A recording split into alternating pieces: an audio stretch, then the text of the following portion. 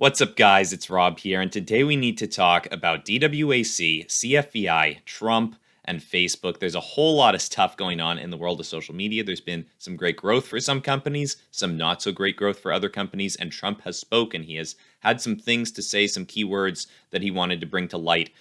Given the situation. So we're going to start off taking a look very briefly at the chart for DWAC and for CFVI and noting that they're actually green on the day and that Facebook is not so green now. People are wondering why that is. We're going to talk about what's going on with these companies and why they're beating out some of their social media counterparts. So Rumble, CFVI basically, sets new records for user engagement and posts significant user growth in January. So this just came out yesterday, and they basically showed that they reached new highs in January with approximately 10.8 billion minutes watched, averaging 4,383 hours of uploaded videos every day. 1 hour of uploaded video is mine, actually, the live stream that we do every morning at 9. So feel free to check that out.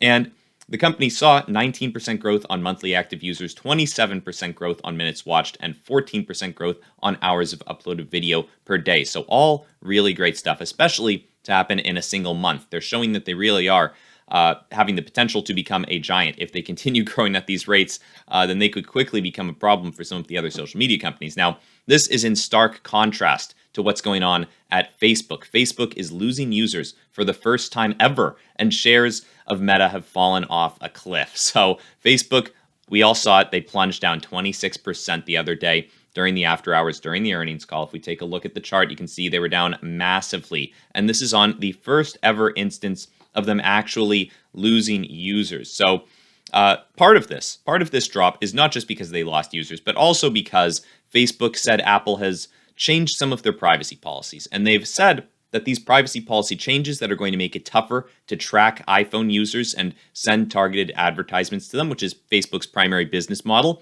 it's going to cost them about $10 billion in advertising revenue in 2022. So there is a grim outlook for Facebook stock. Now, if they can pivot away from the social media business, get more into the metaverse and virtual reality headsets, maybe that'll be their saving grace. But as of right now, things are looking pretty grim for Facebook. And this is actually potentially a good thing for stocks like DWAC and CFVI, because these are companies that are going to be competing with Facebook to some extent. Mostly DWAC because that's more of a social media platform, and CFVI is more of a YouTube competitor, right? A video streaming platform. So Trump actually has some things to say about this, as he is the founder of Trump Media and Technology Group, the company that will eventually be taken public by DWAC.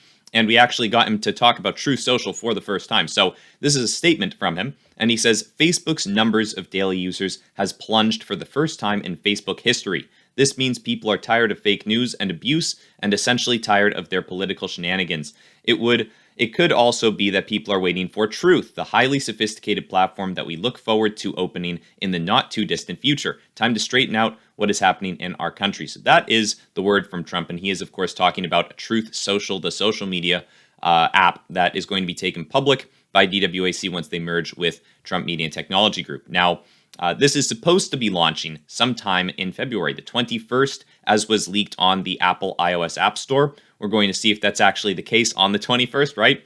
This isn't an official confirmation. It was just a leak on the App Store. It's when the App Store said it would be available, but they have since taken that down. So we'll see if that actually happens. Now, this isn't just good news for DWAC and TMTG. It's also good news for CFVI, Rumble stock. You can see the Rumble page right here where we actually have our channel. We're actually, I've noticed, getting a lot more views in January than we have in previous months. So it's not just that the platform says they're gaining. I specifically have noticed that my channel has been improving quite a bit over the course of January. And if anyone wants to help out, feel free to subscribe. We're almost at 1,000 subscribers on Rumble. And feel free to subscribe to the YouTube channel as well if you wish. Now, something that we do need to discuss is the CFVI warrants, right? A lot of people are interested in DWAC warrants and CFVI warrants. And those are essentially kind of complex mechanisms through which you can access the stock. And we're going to explain how they work. We're mostly going to talk about the CFVI warrants, but we will touch on the DWAC warrants because they're kind of similar. And if you guys want, I can make a video breaking down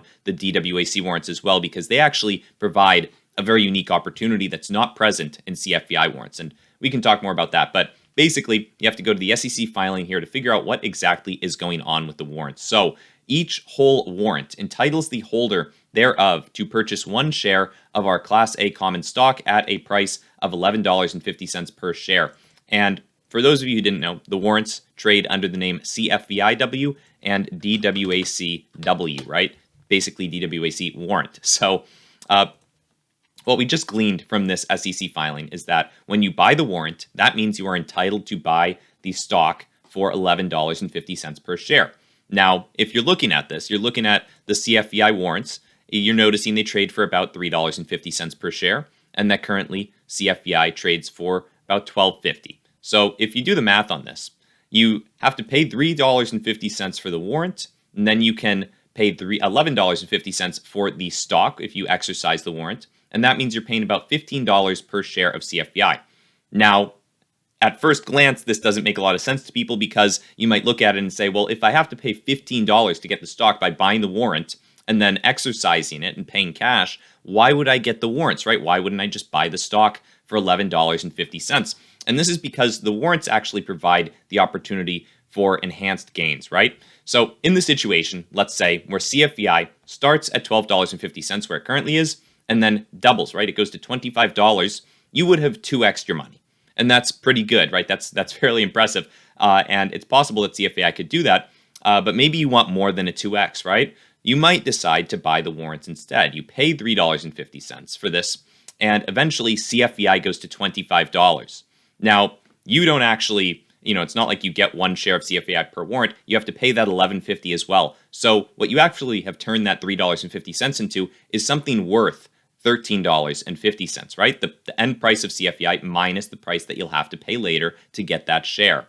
So what you've essentially done is turned $3.50 into $13.50, and that is actually a 3.9x return on your money. So it's much more significant than just 2xing your money by buying the shares. Now, that being said, there is significant risk that comes with trading these warrants, both for CFVI and DWAC. The risk is mostly, well, what if CFVI ends up being under $11.50? Well, then in that case, the warrant is actually worthless because if CFVI is trading below $11.50, why would you buy a warrant and then exercise it and pay more than you otherwise would have to just buying the stock, right? If CFVI is trading for, say, $10, there would be no reason to even exercise the warrants. The warrants would technically be worth a negative amount of money because you wouldn't want to exercise them and pay more than the stock is currently trading for to get shares of it. You would rather just buy the stock on the market for, say, $10 if it was trading down there. So there is some significant risk that comes with the warrants. It's not a surefire way to make a big profit. It's a potential way that if CFVI ends up doing well, you could have much more significant gains than you would otherwise have if you just bought the stock. But if CFVI does not do very well, if it ends up moving down in price, then you could actually lose potentially everything, right? If we end below $11.50. So that's something to think about. And when looking at when those warrants actually get executed, basically you have,